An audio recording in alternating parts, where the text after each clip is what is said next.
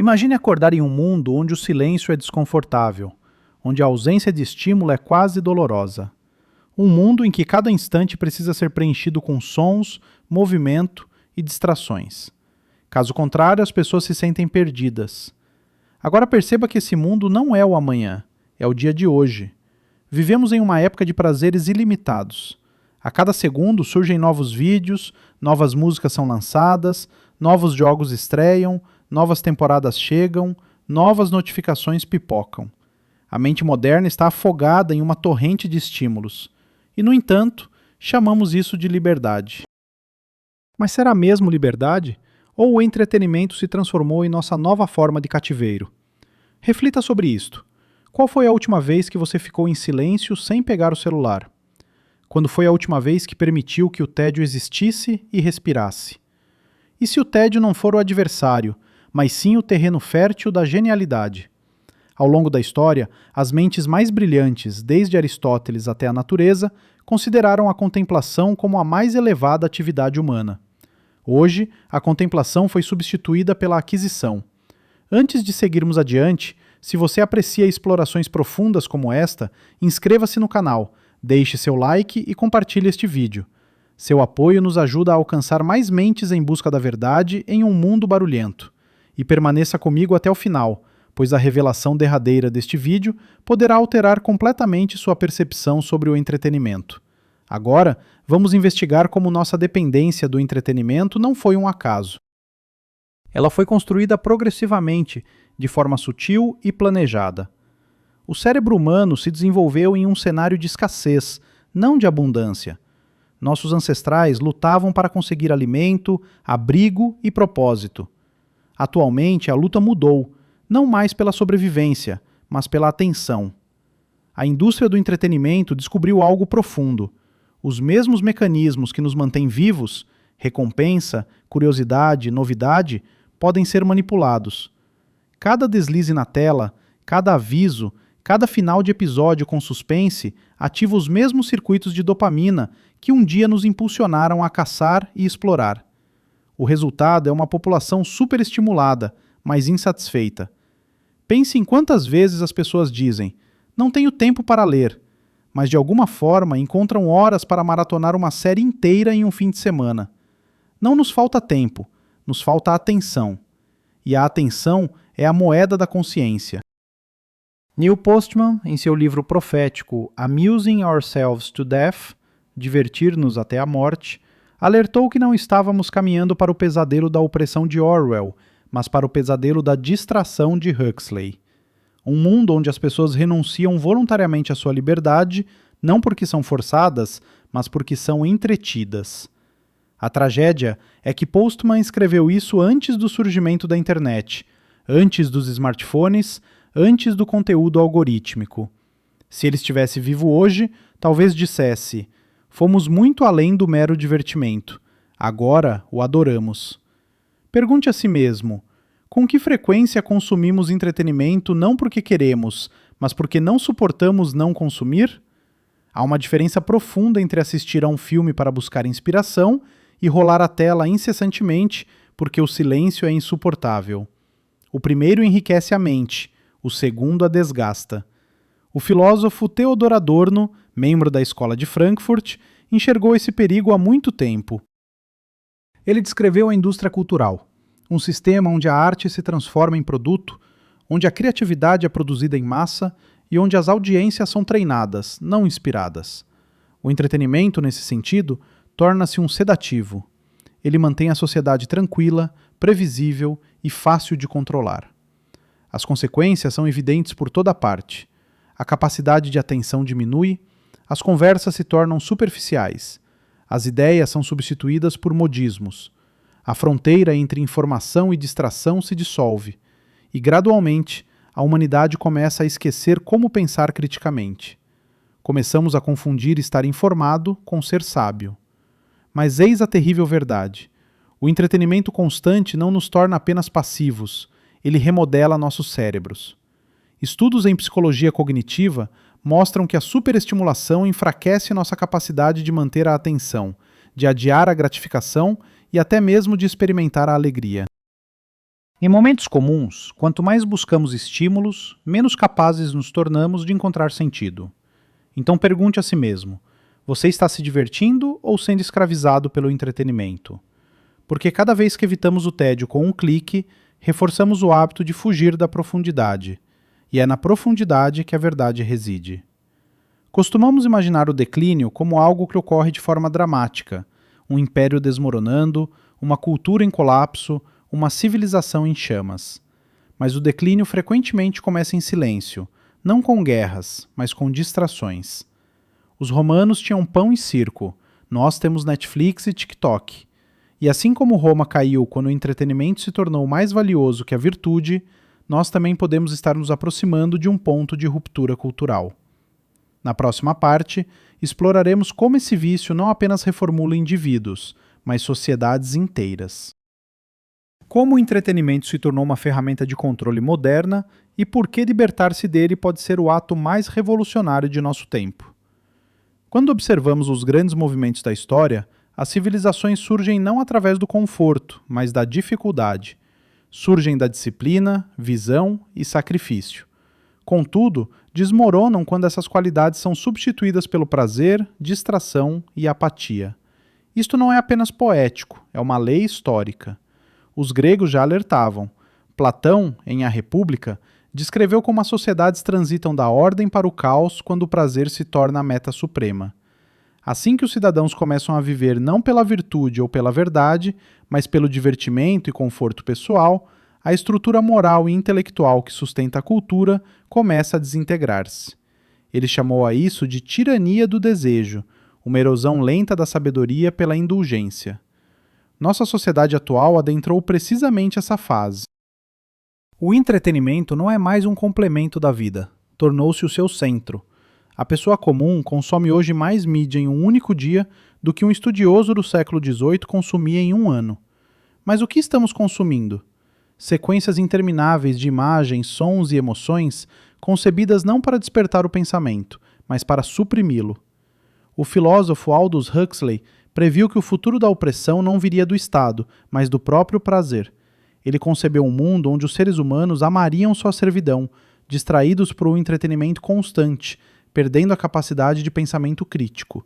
E hoje, essa profecia se cumpriu com uma precisão assustadora.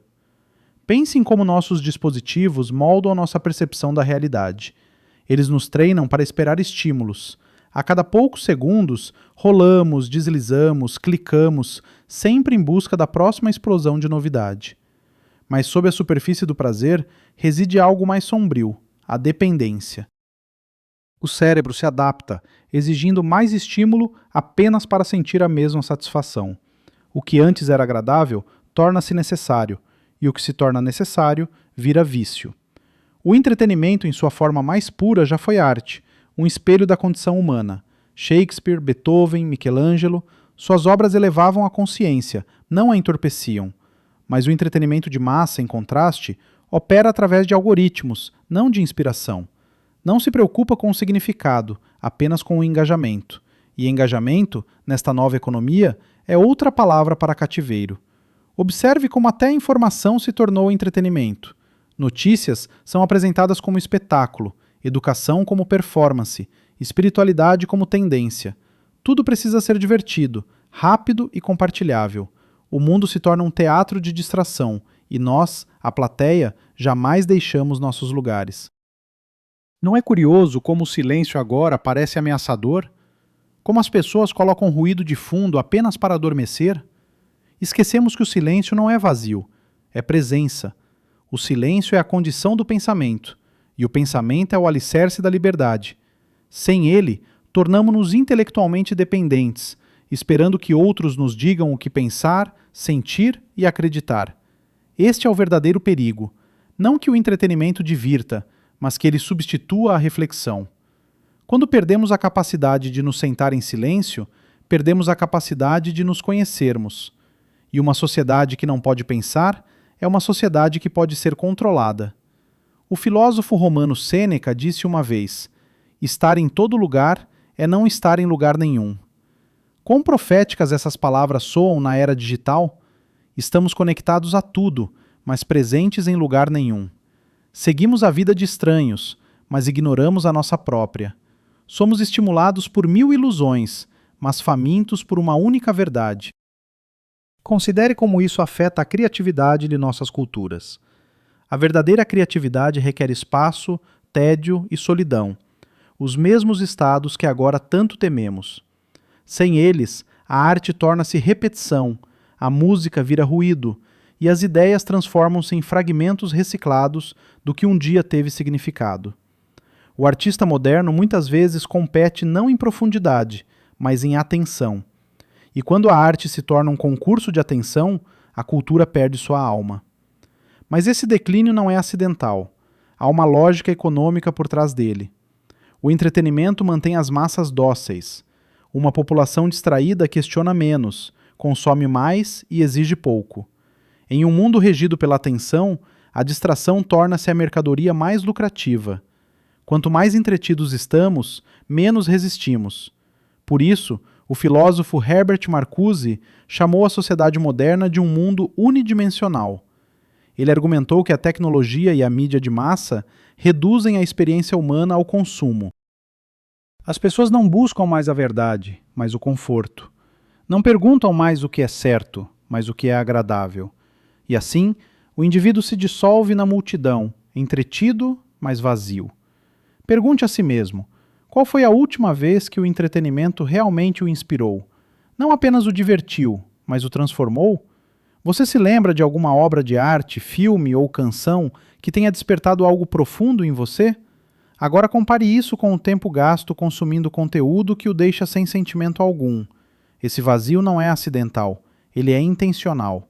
E, no entanto, dentro desse vazio reside a semente do despertar. Porque quando você finalmente percebe o entorpecimento, começa a buscar o significado novamente. A alma, mesmo soterrada pelo ruído, ainda anseia pelo silêncio. Ela ainda se lembra de como é a profundidade. Na sequência, aprofundaremos a dimensão psicológica deste fenômeno. Investigaremos de que maneira a dependência do entretenimento modifica nossa forma de pensar, diminui nossa força de vontade e nos leva a uma mediocridade coletiva.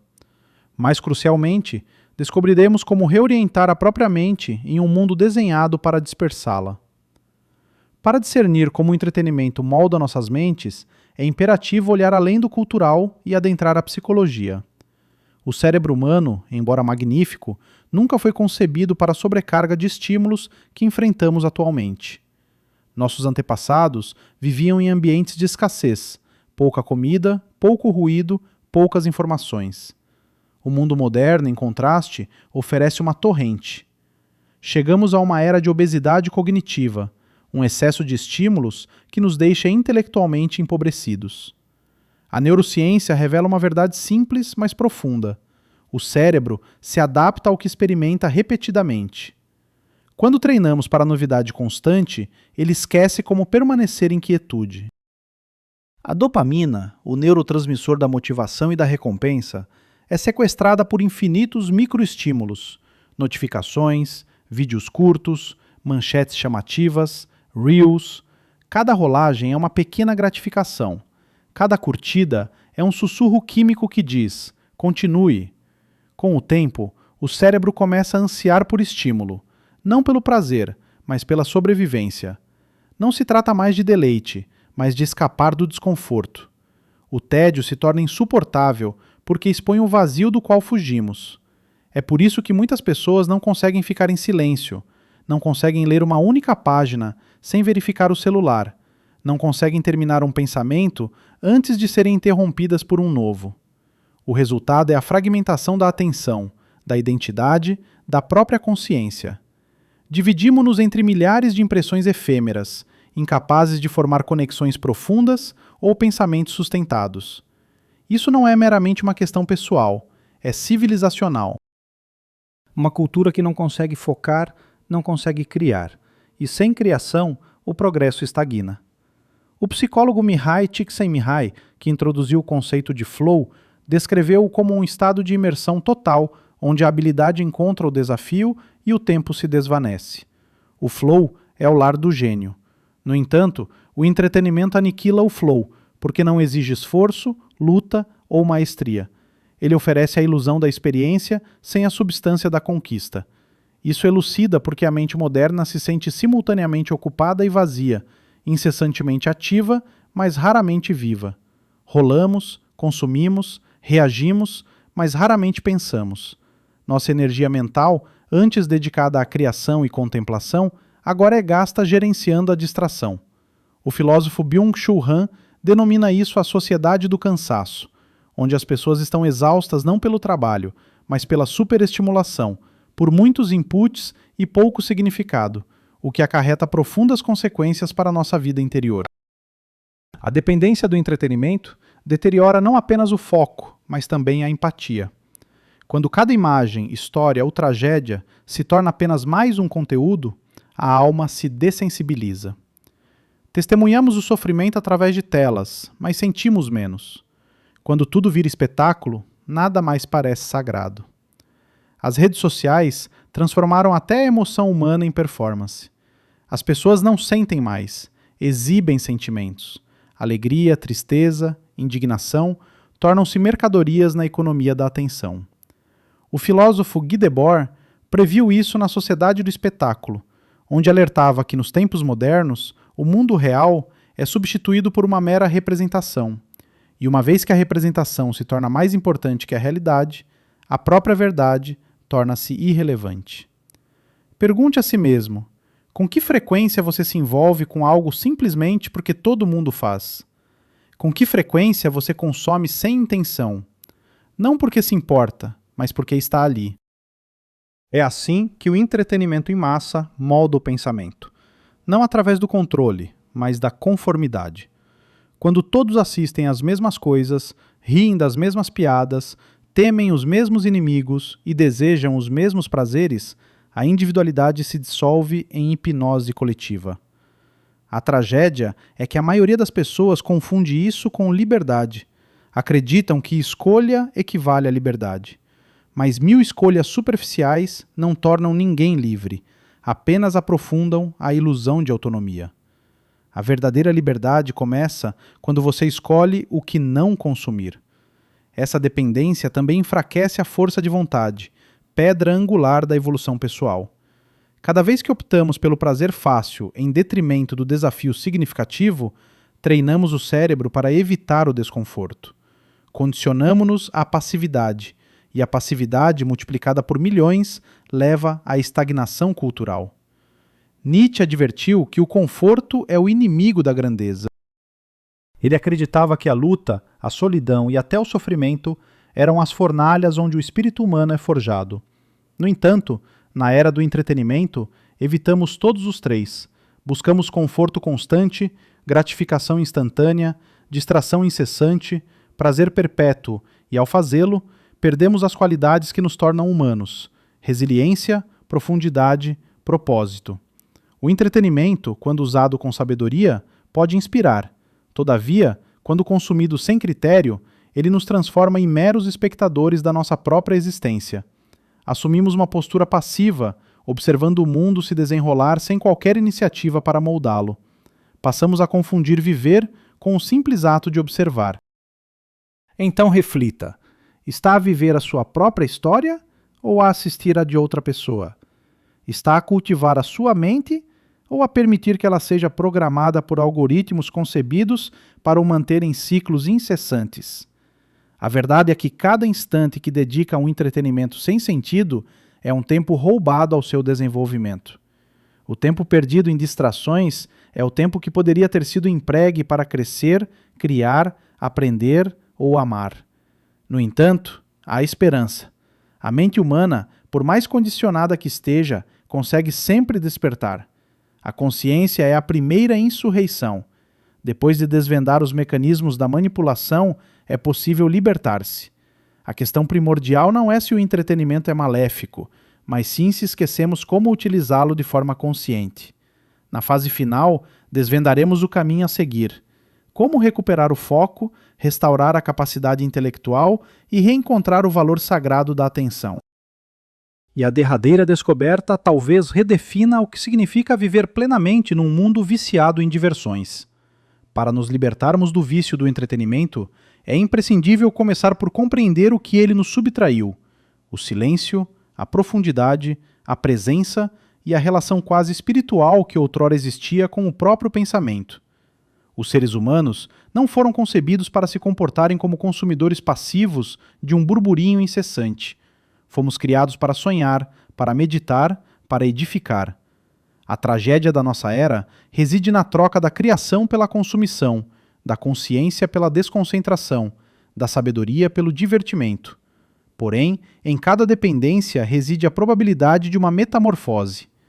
A mesma mente que se encontra aprisionada pela estimulação pode despertar para a lucidez. O passo inicial é a perceção. No momento em que vemos o entretenimento não como um prazer inofensivo, mas como um intrincado sistema psicológico projetado para dominar a nossa atenção. Uma vez que o percebe, é impossível ignorá-lo. Pergunte a si mesmo quem colhe os benefícios da sua distração. Cada segundo que despende em conteúdo sem propósito enriquece outrem. Alguém que lucra com a sua agitação interior. O seu tempo é a sua moeda. O seu foco é o seu tesouro. O universo contemporâneo negocia com a mente humana, e a atenção transformou-se no recurso mais valioso do planeta. As corporações da distração não comercializam bens, elas vendem a si, o observador, aos anunciantes. E o valor é a sua lucidez. O filósofo Alan Watts afirmou: não é obrigado a ser a pessoa que era há 5 minutos atrás. Isso significa que pode dar início à mudança agora. A percepção rompe as correntes. O próximo passo é resgatar o silêncio.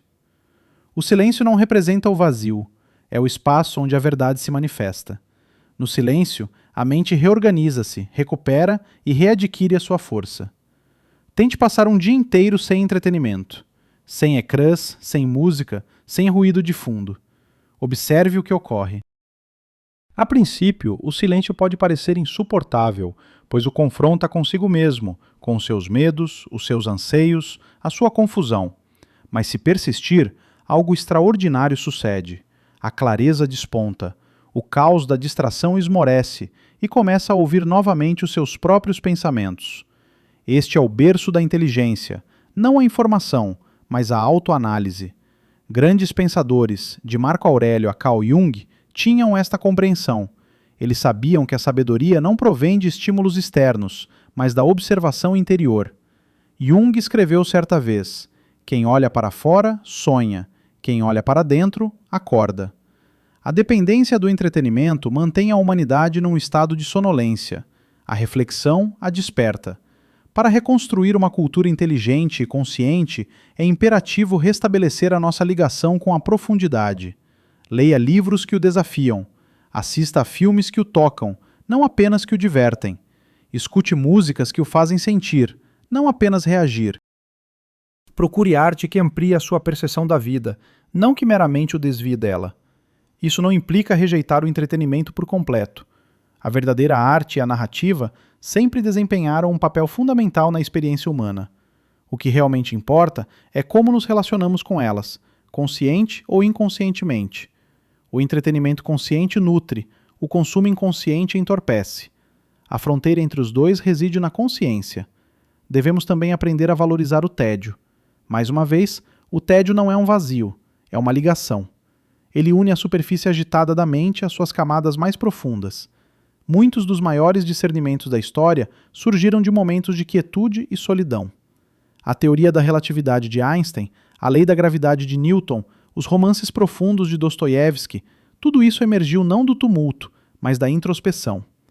Num mundo que exalta a excitação ininterrupta, a capacidade de permanecer imóvel é uma forma de resistência. A cada momento em que opta pela reflexão em detrimento da distração, recupera o seu poder. Cada vez que decide criar em vez de consumir, fortalece a sua mente.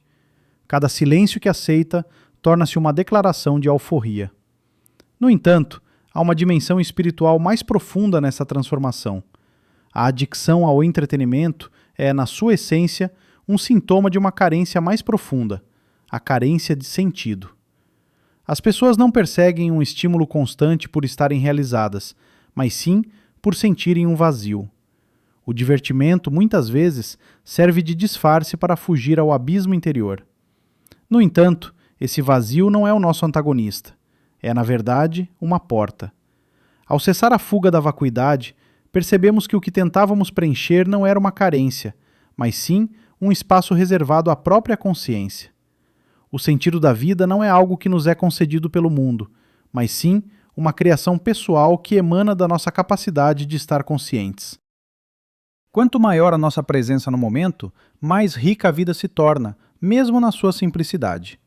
Então, como progredir? Começamos de forma modesta, substituindo uma hora diária de entretenimento por momentos de quietude ou introspecção. Optamos por ler em vez de apenas deslizar o dedo na tela, por caminhar em vez de observar passivamente, por criar em vez de apenas consumir. Com o tempo, a mente começa a recuperar, o foco regressa e a vida adquire uma substância que o entretenimento jamais conseguirá imitar, a textura da própria realidade. Numa escala mais abrangente, quando um número suficiente de indivíduos desperta, a cultura começa a transformar-se. A decadência cultural inicia-se na mente de um indivíduo distraído, mas a sua revitalização também tem origem na mente de quem escolhe a consciência. Cada ato de atenção deliberada é uma chama na escuridão, um lembrete de que inteligência, criatividade e sabedoria não desapareceram, apenas dormem. A revelação suprema é esta: o entretenimento não é o rival, o esquecimento é. Quando esquecemos a nossa essência, tornamo-nos facilmente entretidos. Mas quando nos recordamos, verdadeiramente, que somos seres de imensa profundidade e potencial, nenhuma distração consegue prender-nos. O antídoto para o vício não é a privação, mas sim o despertar.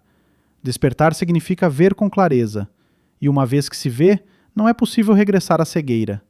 Portanto, da próxima vez que sentir o impulso de preencher o silêncio com ruído, faça uma pausa, escute.